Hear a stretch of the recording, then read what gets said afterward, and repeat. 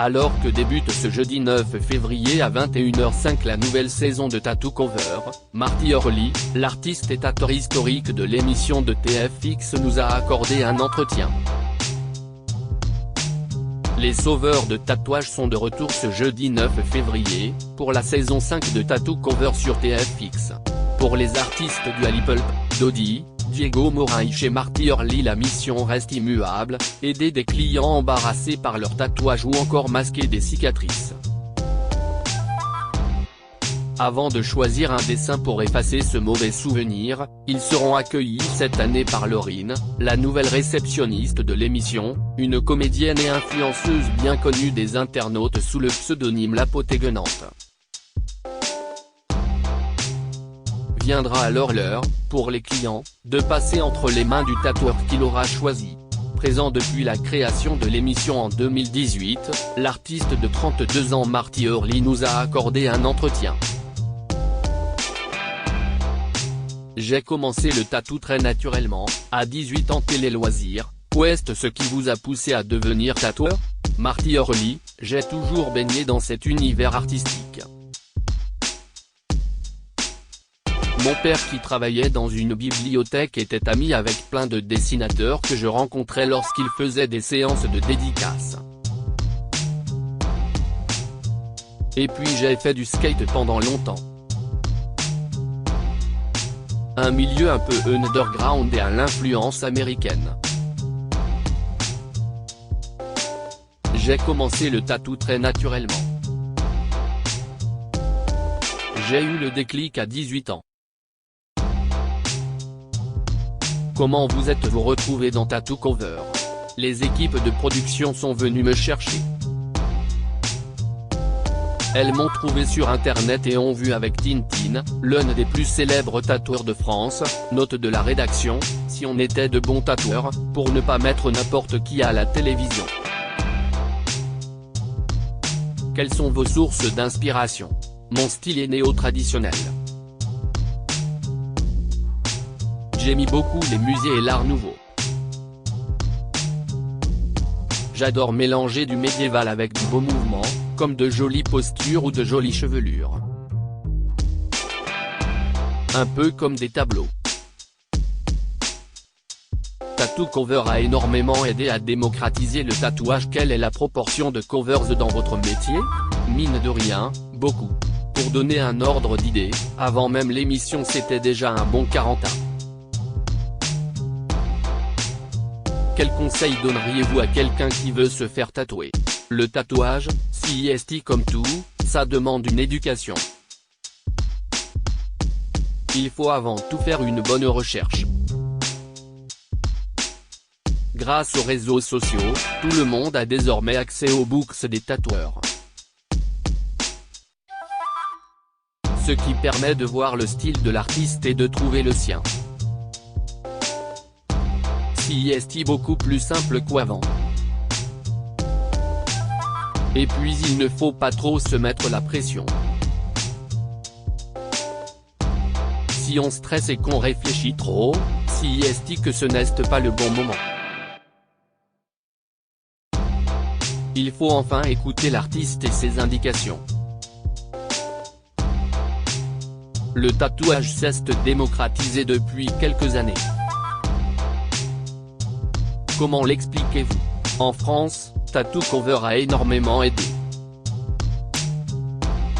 J'ai eu beaucoup de retours sur ça et CIST cool car CIST que ce que toute l'équipe voulait. La jeune génération est aussi moins fermée sur le sujet. Mais je ne jette absolument pas la pierre aux anciennes générations qui sont plus réfractaires. À l'époque, le tatouage était relié au loupard. Mais aujourd'hui ça a évolué et les gens ont compris qu'il s'agit d'un art. Le tatouage n'est pas qu'un dessin sur sa peau. CIST bien plus que ça. J'ai tatoué un joueur du PSG et des stars du hip-hop. Cette saison de Tattoo Cover accueille Terence James, ancien finaliste de The Voice. Vous-même, avez-vous déjà tatoué des célébrités? Oui, plein.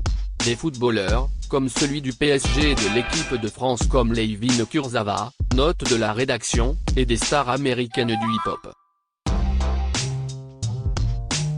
Ce sont des gars super sympas.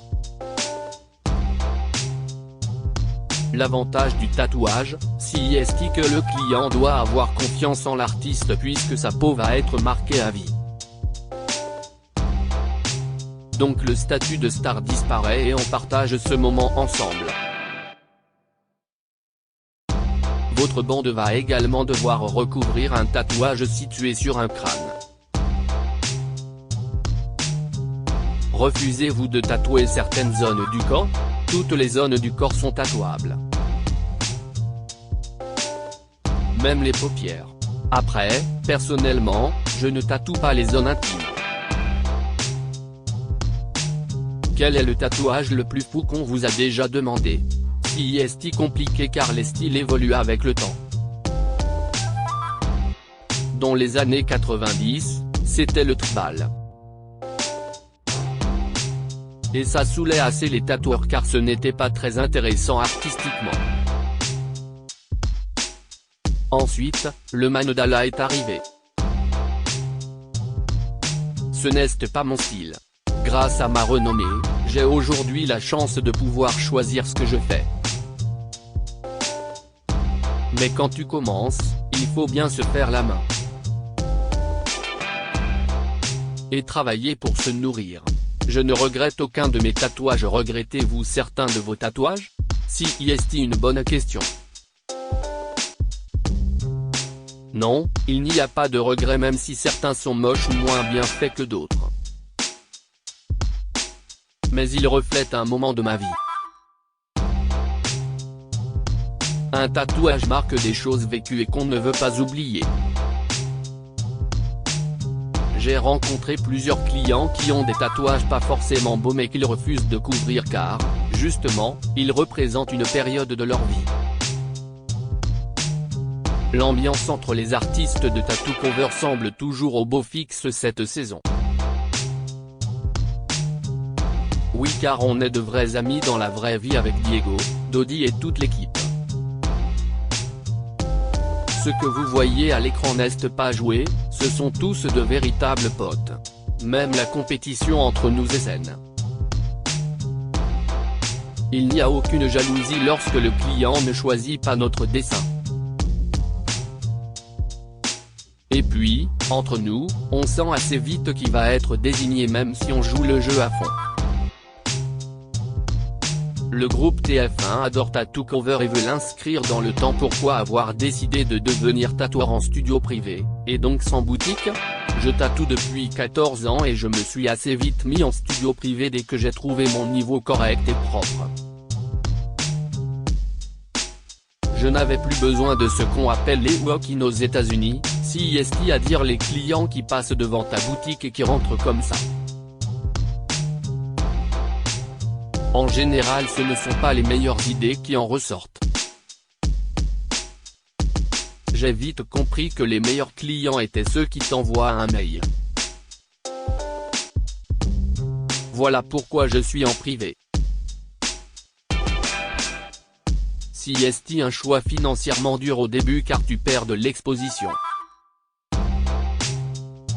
Mais comme dans la vie, c'est important d'avoir de bonnes racines pour avoir un bel arbre. Et aujourd'hui, ce n'est que du bon. Votre participation à Tattoo Cover a-t-elle eu des retombées? Oui, ça marche très bien. Mais honnêtement, émission ou pas, quand tu es un artiste tatoueur ou dans une profession indépendante, il faut te marketer. Je pourrais être dans une émission et ne pas me donner à fond et je n'aurais alors pas plus de clients que ça. Je pense que c'est avant tout une question d'investissement et de boulot. Souhaitez-vous continuer l'aventure si Tattoo Cover connaît une saison 6? Ah oui. Le groupe TF1 adore ce programme et veut l'inscrire dans le temps. Donc je pense que c'est reparti. Et j'ai proposé quelques idées pour apporter un peu de changement, comme sortir de la boutique de Tattoo Cover par exemple. À lire aussi Tattoo Cover, TFX, comment se faire tatouer par Marty Hurley, Amy Mimouze et Diego Moraes.